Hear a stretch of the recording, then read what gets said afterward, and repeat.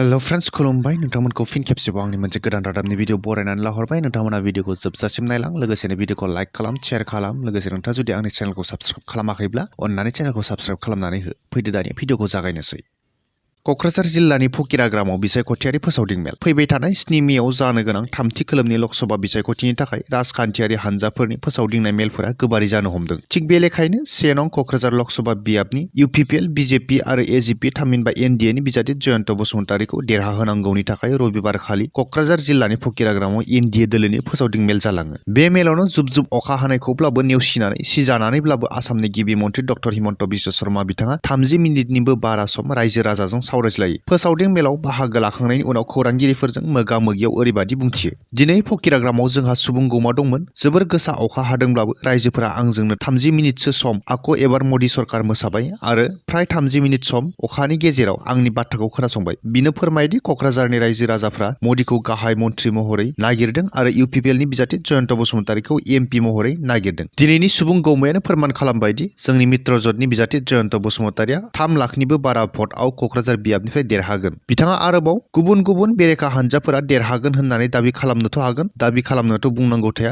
मानसिया अखाफोराव थांनो मंगल ग्रहआव थांनो दाबि खालामो मानसिफोराथ' बायदि समाव बायदि दाबिफोरखौथ' खालामबायानो थाखागोन नाथाय बे बिसायख'थिनि समाव माबे मोनसे बेरेखा दोलोनि 10,000 सुबुं जानाय मेल नुफेरदों दाबि खालामनानैथ' जेबो जाया होननानै बुंथियो लोगोसेनो बिजेपिनि आसार खान्थिया मुसलमानफोरनि हेंथा नङा जों साफ्रोमखौबो लोगोआव लानानै सोलिलांनो नागिरो होननानै बुंथिबावनायखौ नुनो मोनो मख'नो गोनांदि बे बिसायख'थियारि फोसावदिं मेलाव बिटिआरनि चिफ प्रमद बर' बिथाङाबो बाहागो लानानै फैबाय थानाय थामथि खोलोबनि बिसायख'थियाव जयन्त बसुमतारीखौ देरहाहोनो थाखाय खौसेयै ट्रेक्टरनि सावगारियाव भट होनो थाखाय रायजो राजाफोरखौ खावलायो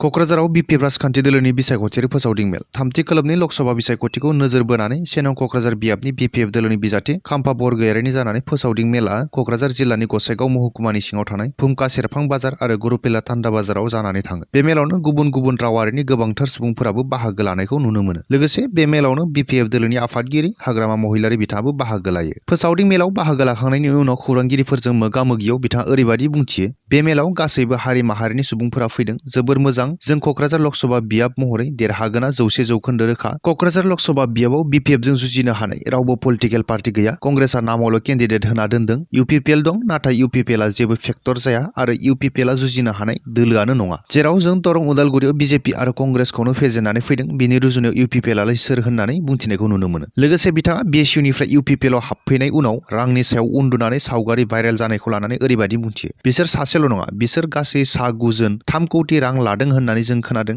9 मादाव सोरबा सासेया 1 लाखल' मोनदों बिनो बै फट'खौ भाइरेल खालामदों होननानैबो बुंथियो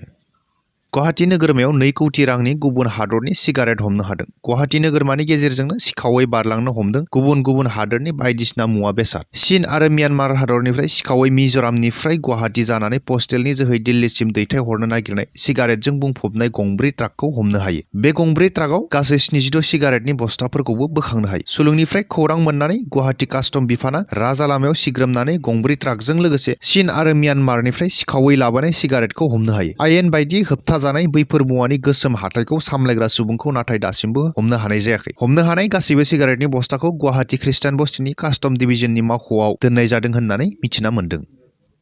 सोलिफु आइपिएल खेलाखौ लानानै गोबां दुथांफोरा जुवा खालामदों तिनिसुकिया पुलिस बिफाना संदाननानै जुवा होनायनि दायाव बिकास बेरिया मुंनि सुबुंखौ हमनानै सानथामनि थाखाय पुलिस बिफाना गावसोरनि कास्टडियाव लाङो नाथाय बिनिनो बिफं नितिन बेरियाया खारखोमानानै दं होननानै मिथियो सानैबो बिदा फंबाया स्काई एक्सचेन्ज आरो 202 एक्सचेन्ज मुंनि गावारि मबाइल एप खुलिनानै बे एपनि जोहै जुवाखौ सामलायदोंमोन बे एपखौ गुप्ता आरो चौधुरी बिमुंनि सानै बुकिया सामलायो होननानै मिथिनानै मोननाय जादों तिनसुकिया पुलिस बिफाना बिकास बेरियानि एपार्टमेन्टनिफ्राय 10,76,300 रां बिफं नितिन बेरियानि न'आव 8,50,000 रां आरो सानैबो बिदा फंबायनि आगदा आखाइ महर सरफराज खाननि न'निफ्राय 1,50,000 रां बोखांनो हायो बेजोंनो लोगोसे रुप'हिहाट पुलिसआ जहिरुल इस्लाम रेकिब आहमेद आरो ताइजुल इस्लामखौ हमनो हायो थिग बेबादिनो हजाय पुलिसआबो हजायाव साइकत दत्त सुशान्त घोष आरो बिशाल पाल मुंनि जुवारिफोरखौ हमनो हायो लोगोसे आइपिएलनि जुवायाव बाहायनाय मबाइलफोरखौ बोखांनो हानाय जायो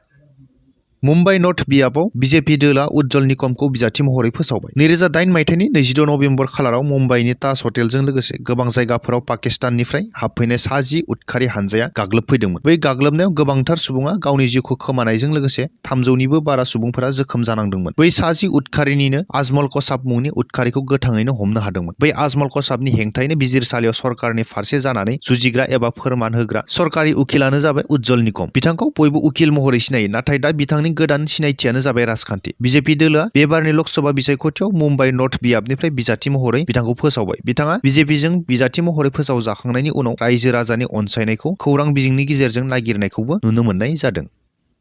गासै 14 जन ड्राग्स लाबोग्रा पाकिस्तानी सुबुंफोरखौ हमदों। रबिबारखालि मोनसे सुलुंनिफ्राय गुजरातनि एन्टि टेररिज्म स्क्वाडनि एसपिनिसिम पाकिस्तानी ड्राग्स अपारेटिभ हाजी असलम तामिनबा बाबू बलस मुंनि सुबुङा भारत फारसे ड्राग्स दैथायहरनायनि खौरांखौ मोननाय लोगो लोगोनो इन्डियान कस्ट guard, Gujarat anti terrorism squad आरो नारकटिक कन्ट्रल ब्युर'आ जथाय सिग्रोमनानै आरब लैथोआव नावजों फैबाय थानाय समाव 14 पाकिस्तानी सुबुंफोरजों लोगोसे 600 कौटि रांनि ड्राग्सखौबो बोखांनो हायो। बै पाकिस्तानीफोरा हमजानायनि सिगांनो खारखुमानो नाजानायाव भारतनि फारसेनिफ्राय गावनो गोनां जानायाव 62 बोसोर बैसोनि नाजिर हुसैन आजम खानआ जोखोम जानो गोनां जायो। मख'नो गोनांदि साफ्रोमखौबो हमनानै सोंनाय फिननाय खालामगासिनो दं होननानै मिथिनानै मोननाय जादों। लोगोसे बिसोरखौ पाकिस्ताननि कराचिनिफ्राय फैदों होननानै मिथिनाय जादों।